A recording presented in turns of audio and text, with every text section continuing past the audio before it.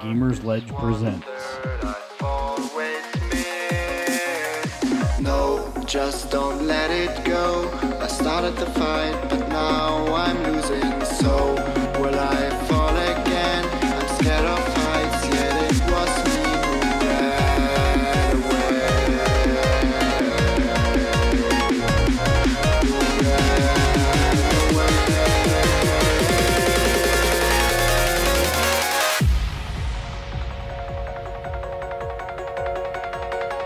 Talking them down from the ledge.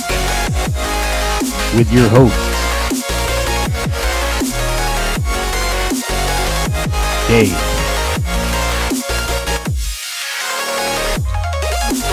Matt, and Mark. Here's how it works. Every week, a new assertion. The others have to try to talk them down from the ledge. This week,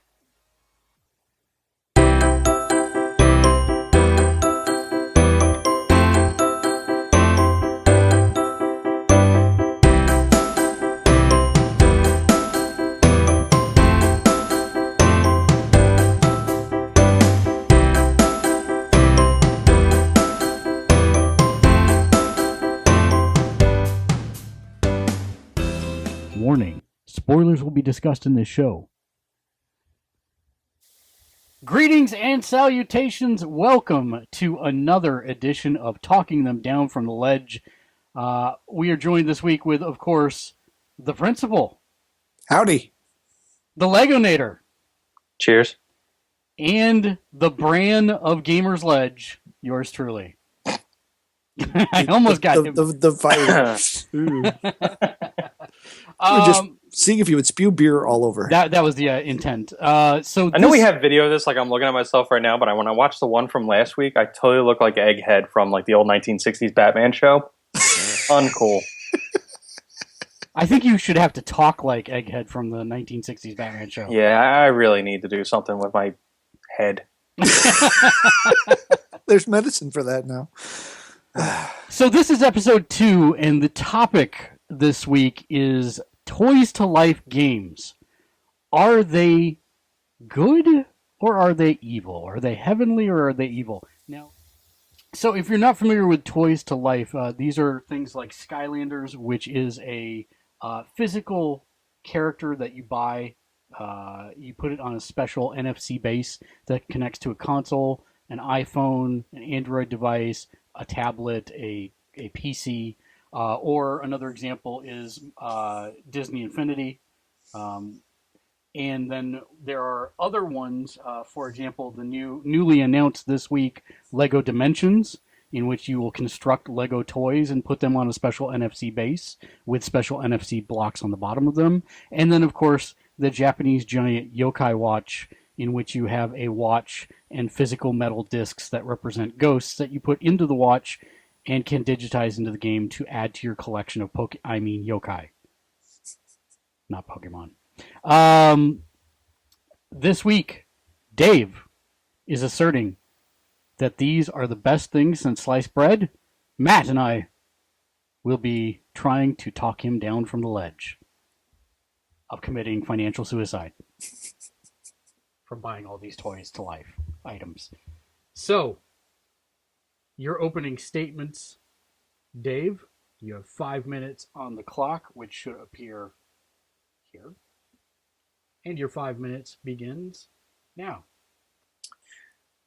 When I was a little boy,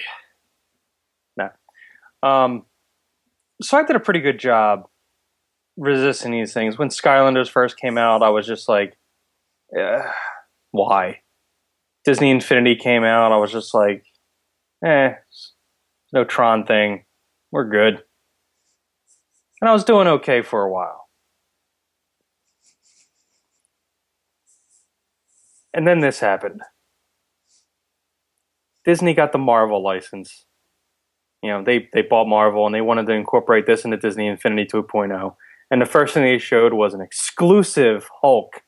If you bought the exclusive kit, you get to play with the Hulk, like what was it, 2 weeks ahead of schedule? than everybody else. So I had to do that.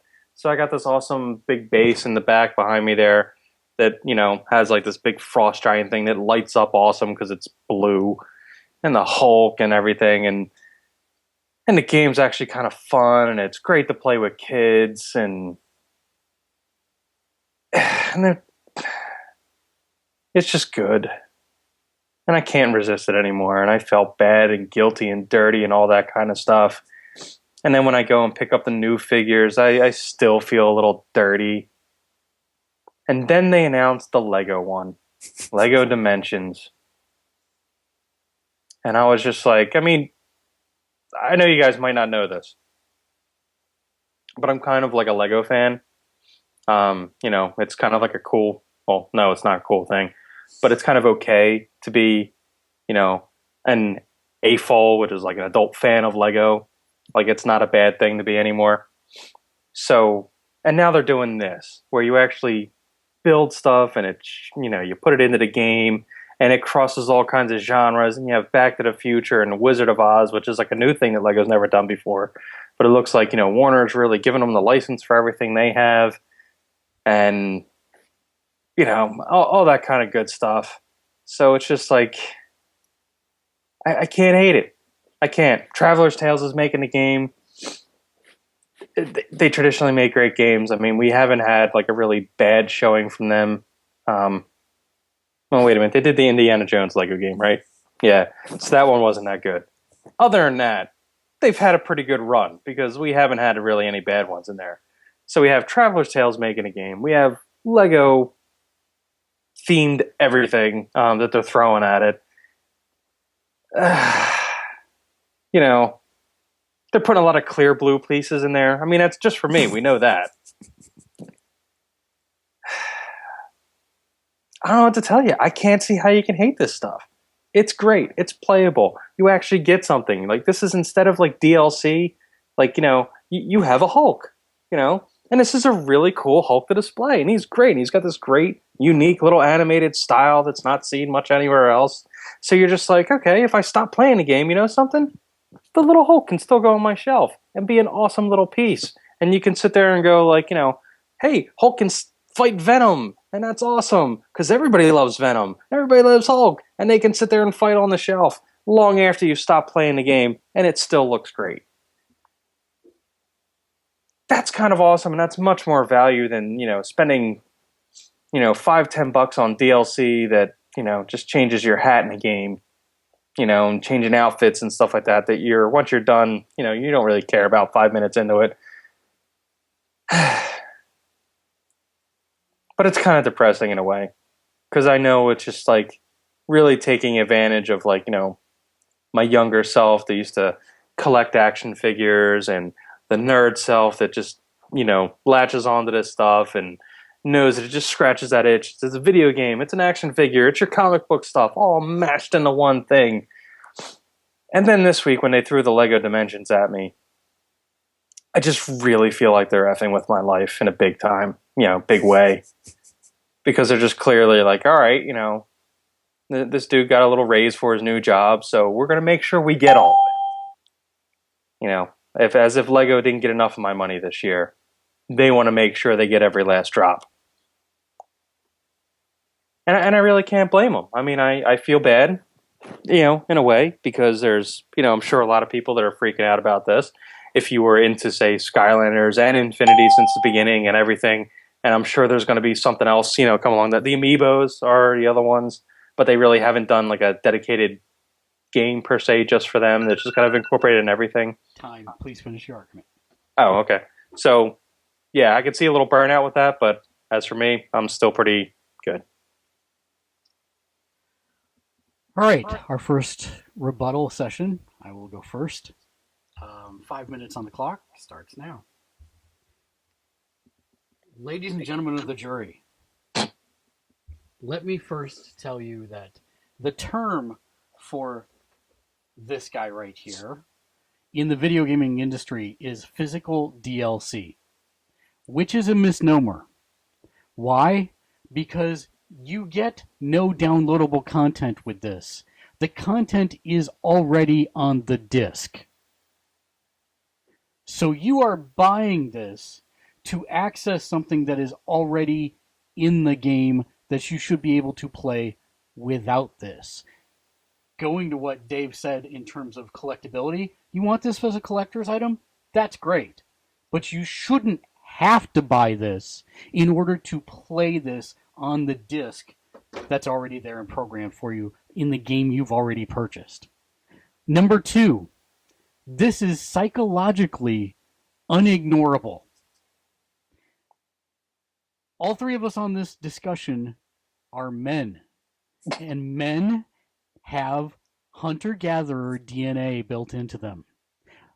Pokemon, in its very basic essence, states it right in its catchphrase, you gotta catch 'em all. And collectible card game companies and companies that make pieces of plastic that are limited in quantity that we must have all of because we can't just buy half of them. The hunter-gatherers in us must complete the set to keep our loved ones safe and warm with fire.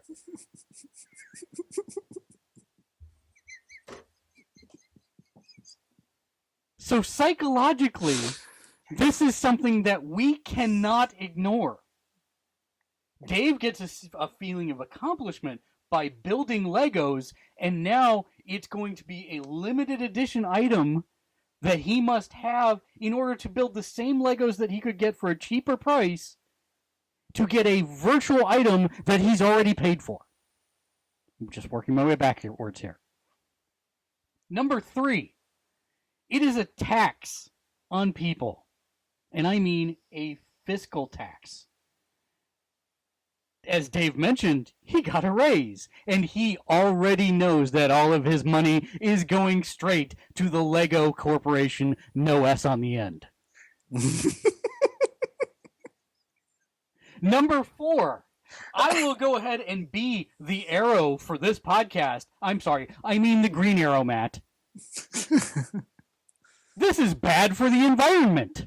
It is socially irresponsible that we are creating thousands of pieces of junk plastic for no other reason than to serve as a physical representation of a digital good.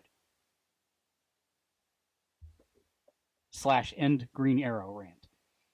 Number 5, last and probably the most insidious, is that these things are marketed as toys for children. Because children have no concept of what money is or costs, or how you get it. But in reality, it's meant to serve to hook people who want to be nostalgic for their youth, such as all three of us, because we love reliving our comics, our action figures, and our video game histories.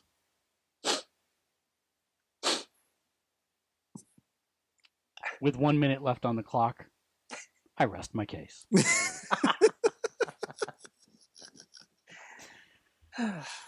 Matt, your 5 minutes begins now. I only need about 10 seconds. What he said. Seriously, though, I've only engaged in this in a limited capacity personally. However, I have 3 children who have very actively participated, specifically in the Skylanders brand. We did buy heavily into the first Disney Infinity, but not the second one. So right now, what good are all those little Skylanders figures doing me? They're consuming up about 3 or 4 2-gallon Ziploc bags in various locations of my house. I believe Mark is trying to show his version of, okay. So again, and what good are those specifically? I'll stick with Skylanders for a moment. They are. There's nothing specific about that piece of plastic that does anything for you. Like you said, the content is already in the game. The figures themselves, speaking again of Skylanders, are not that great. They're decent, but they're not that great, and they break way easy. I know several people whose kids have broken their Skylanders figures, not the functionality part, but the actual statue part itself.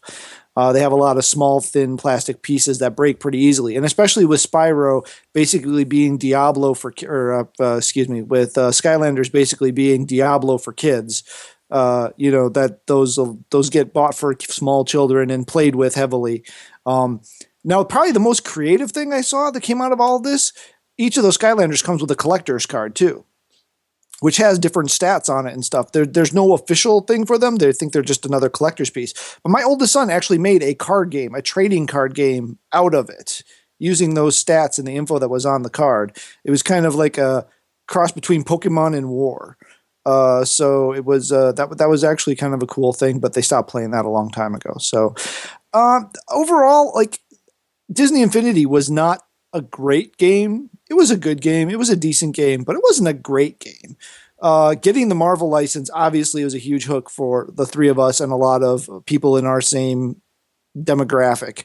That almost got me to buy the game, but not quite. I have played it via share play with someone, so I have gotten to experience some of it. And the statues are gorgeous for Disney Infinity, both for 1.0 and 2.0. There is no denying that if you want a collectible statue that's got a unique design and high quality, right there. I mean, those are very high quality pieces, and they're very, very well done. But ultimately, it's part of a video game. I so need that Rocky Raccoon just for the statue. But I mean, they're part of a video game that you don't need. They are artificially increasing the cost of the game for no reason whatsoever. Like I said, there is no downloading any of this stuff. All it does is unlock content that is already in the game. And if you want to buy them and you want to have them, that's great. But there should also be an option that you can get. If you want to play Rocket with Guardians of the Galaxy, maybe you don't get all his powers, or maybe you get lesser stats or something, but you should be able to play the character. You shouldn't have to have that little $12 statue to be able to do it. Ultimately, they'll end up just being things that are lying around. They either end up being dust collectors because you're cool like Dave and you have places to put them and display them uniquely, and they just sit there and collect dust, or they weigh down 2-gallon Ziploc bags. It's a fun idea. I understand how it works psychologically. I understand the whole I gotta catch them all. I understand that it's a cool idea, but ultimately it's kind of pointless. And by the end of the third Skylanders game, we were pretty burned out on the concept. Even the kids. There was no cry to buy Trap Force. It wasn't even talked about. We talked about Disney Infinity 2.0 simply because of the Marvel, but as far as Skylanders 4 went, there was no real drive there at all. I guess I really don't have any more, so I don't know how much time I have left. So you've got 30 seconds. You want to all right, so it's a good cut point. All right. So at this point of the show, Matt and I get to ask questions for 5 minutes of Dave, and then Dave will get the final word for 2 minutes. And then also explain whether or not he changed his position and what the best argument of the day was.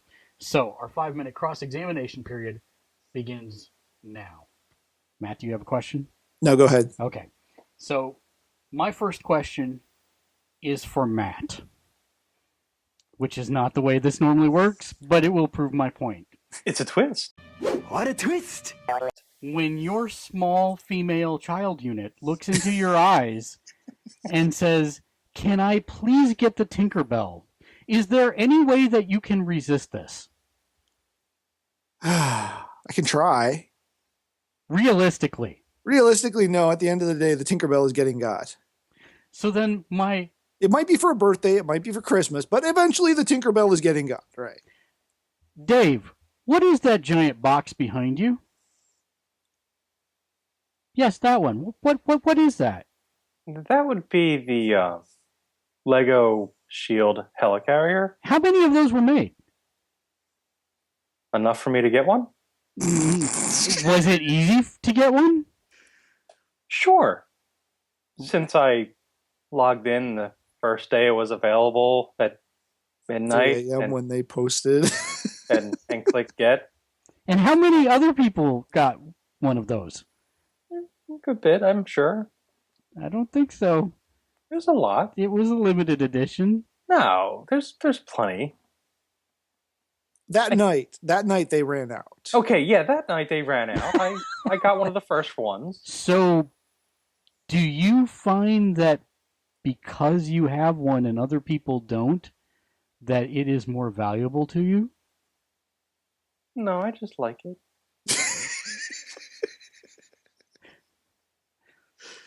If they offer a special version Yes. of a Lego collectible for I already said yes. I rest my case, Matt. When Any? I went to pre-order Lego Dimensions, which I did the first day I could. You can Which was pre-order that already? I went into GameStop and they were like, "You're the first one," and I'm like, "Yeah, I know." Wow. Yeah. And the first question I asked was, "Is there by any chance a limited edition of this that I need to have?" Because I'm that sad individual. And if they release variants at the different retailers, like Walmart gets an exclusive gold Batman figure, or Toys R Us gets an exclusive Dark Knight themed Dorothy from Oz, are you going to search those out? It would depend on what the exclusives were, and I'll be honest, that is my limit. I have been known to be able to resist those things when they get kind of ridiculous. Sometimes, Would you resist a Dark Knight themed Dorothy from Wizard of Oz? maybe. It depends on how it looked and if it made sense. Okay, so admittedly, you're fairly new to this whole Toys to Life genre. Yes, yeah. So granted, I did not get the burnout of that because I was not interested in Skylanders at all, and I didn't get in until Infinity 2.0. So I really only got it for the Marvel stuff. So it really didn't. And It really wasn't that bad. How many Marvel figures are you lacking? Shut up. So we'll take that as you have all of them. I don't think no, I don't have Green Goblin. I think it just makes me feel better knowing I don't have one of them. I think that speaks volumes right there. Yes. Now, do you find that you're actually seeking them out of a need to unlock them in the game, to get a trophy or to play a level that you couldn't play before? Like, for example, in Skylanders Swap Force, you had to have certain types where you could make a combination of a fire and a mechanical or something so that you could get into a certain area. So there was a game-driven need to have one of each kind of type at a minimum. Do you find that you're driven more in that aspect, or do you find that you're driven more in the gotta catch 'em all kind of sense? Well, in Infinity, like they don't really have that. Like if you have the set of characters for the play set, for instance, like if you were in the Guardians of the Galaxy set, you play with the Guardians of the Galaxy, and that's pretty much it. So they don't really have that kind of aspect in the game. So like when I picked up Falcon, it was just because Falcon looked really cool. And like when I babysit my girlfriend's nephew, he does like playing in the toy box. So then I drop the Falcon in and I can play Falcon in the toy box and have a little fun there. But it's mainly just because if the figure looks cool, I'll kind of pick it up. And so you're telling us that all of the figures looked cool. Yeah, I just don't like the Green Goblin so much. That's not my Green Goblin. Yeah, it's based off the Ultimate TV show. Yeah. To close down, Dave, Yeah. your 2 minutes starts now. I know. I know. Look, I just know. You guys are all right with everything you're saying. Like, there's nothing. I have a degree in psychology. I know this stuff. I did kind of think it was funny that you said that this kind of taps into us as men, which, we're men, therefore we need to have all the Pokemans. Just think about what you said there for a minute. Just think about that. I used to own a gaming store. I know what I said. I get that. And it's not a manly thing, so let's not go there. But I get the addictive personality kind of aspect to it. And that's why I did a good job of avoiding these things up until they gave me something that I really wanted, which was a little Hulk thing, and that was kind of the end of it. And the Lego one, that didn't help at all. Like, that's just bad. But I have a feeling that because now the big thing coming up next year, so I'm going to have the Lego one, and then they're going to do another set of Disney Infinity, which will likely include some Star Wars.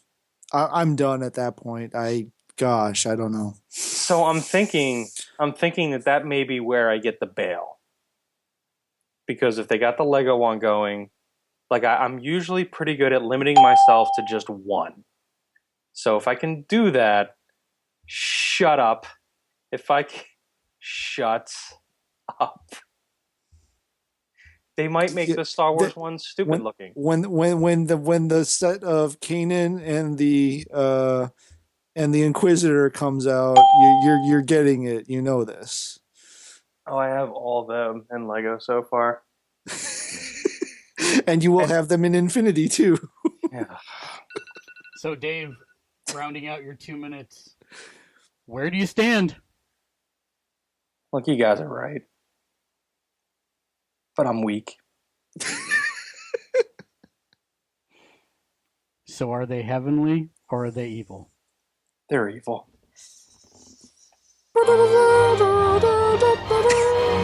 Don't get us taken down for copyright value. So, the best argument of the day. What was it?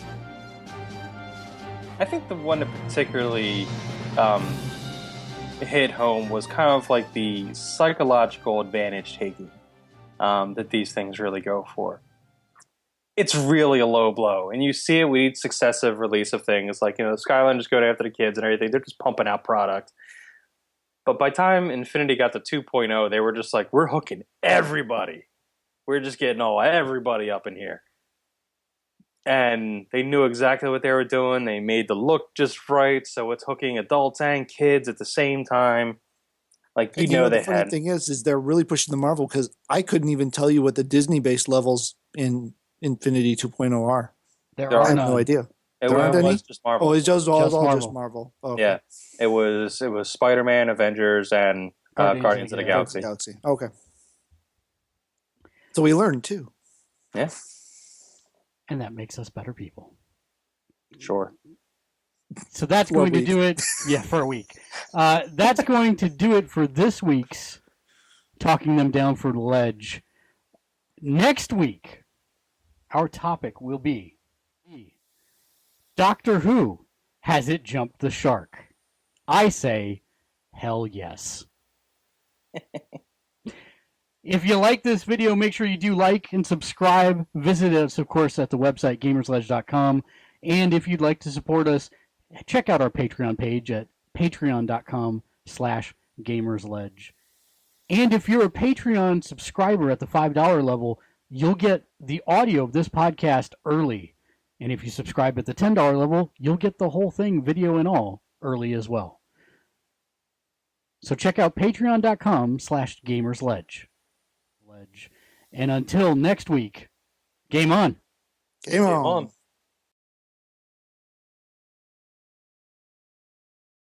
I think it was fair. I mean, I saw where we were wearing him down. I mean, it's kind of a self-aware thing for us geeks, as 30-something, 40-something geeks, right? I mean, we know to a degree that we're being taken advantage of.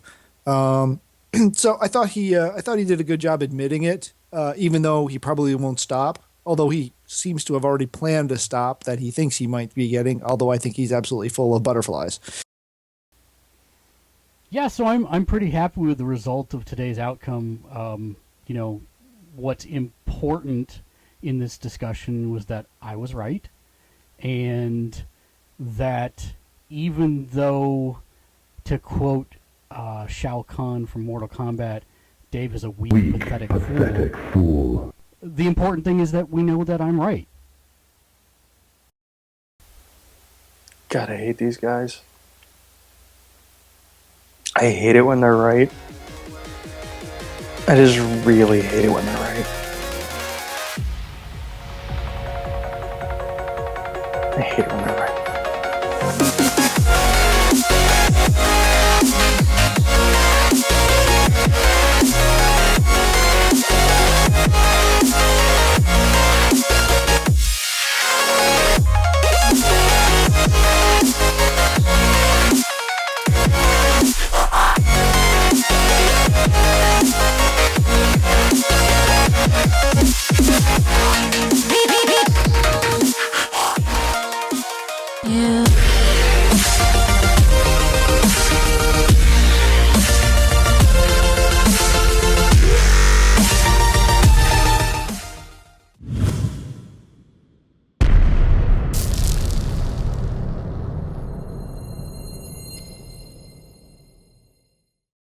Oh, magic on the edit! Kill.all/die die die.